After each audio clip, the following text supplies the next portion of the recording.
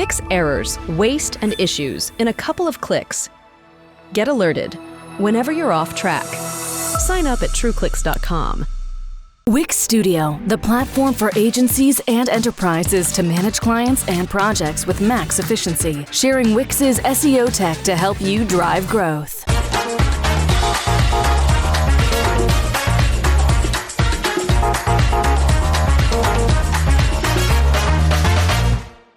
Hi everyone.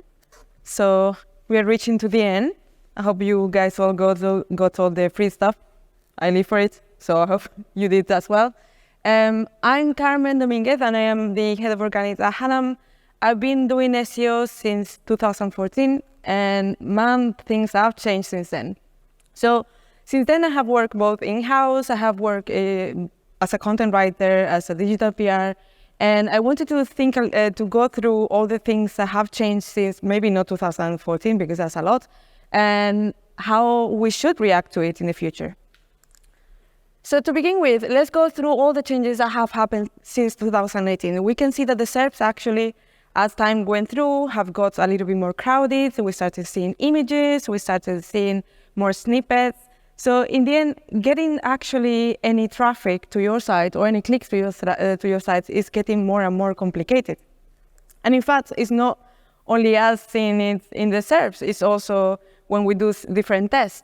So here we can see a test in which we get one blog post ranking in position 1 since 2020 until now.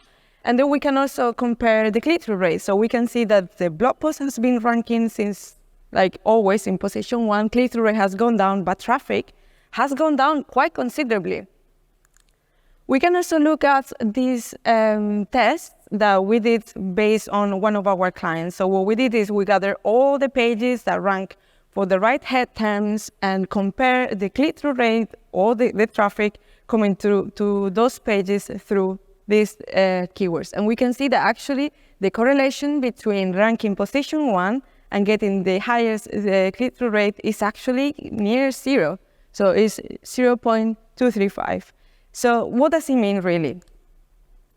And also, in fact, I forgot about this. So click-through rate has gone down considerably since 2018, but it's expected to go down even further when SGE comes. So I'm sure that you have gone through a lot of talks these days about SGE, so I'm not going to get too much into it. But it is expected to change because obviously the organic space is going to be even lower. So we can see that currently organic takes not the biggest chunk, but quite a lot of space in the SERP. But whenever SGE comes, it's going to be quite smaller.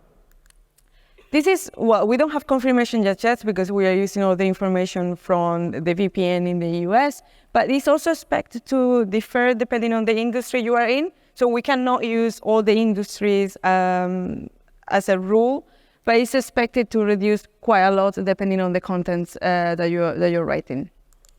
So if you haven't found yourself in this situation already, I'm afraid that you're going to find yourself in it soon. If you're only using rankings or mainly rankings to see if your strategy in SEO is working, you better change it. Why? Because as we have seen, rankings take less time to change versus how the SERPs change. So if we use, for example, every single Google update that has happened last year, I think there were tons of them, confirmed and unconfirmed, every single time the SERP has changed. It also changes many times depending on your history data, and it changes without any reason just because Google is testing. So relying in traditionally SEO is no longer the way to actually try to get all the traffic that you used to get a few years ago.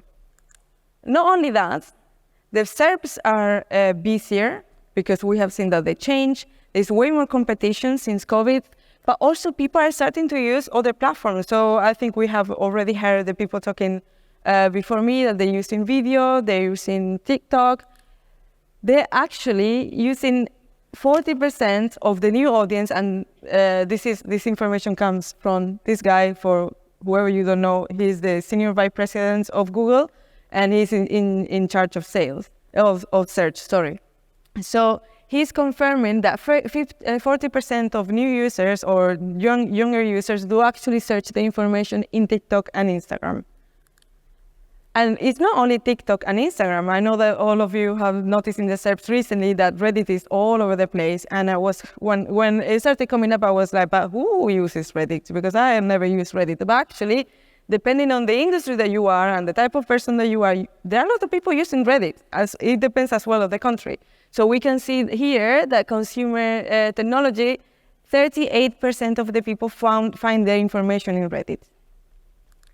So overall, depending on the industry, depending on what you want to hear, you now have competition with tons of other platforms. And just to answer the question, is TikTok a search engine? No, it's not.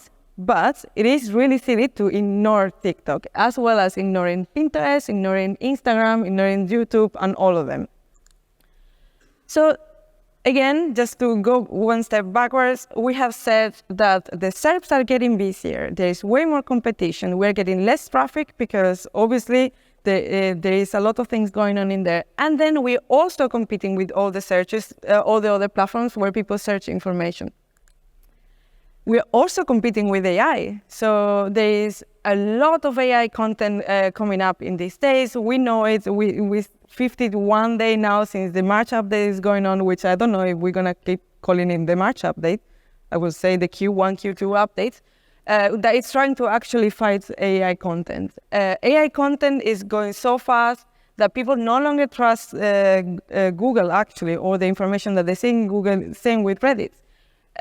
So we are competing with way more content, and the only way to actually show that this content is trustable and authentic is by creating it following it.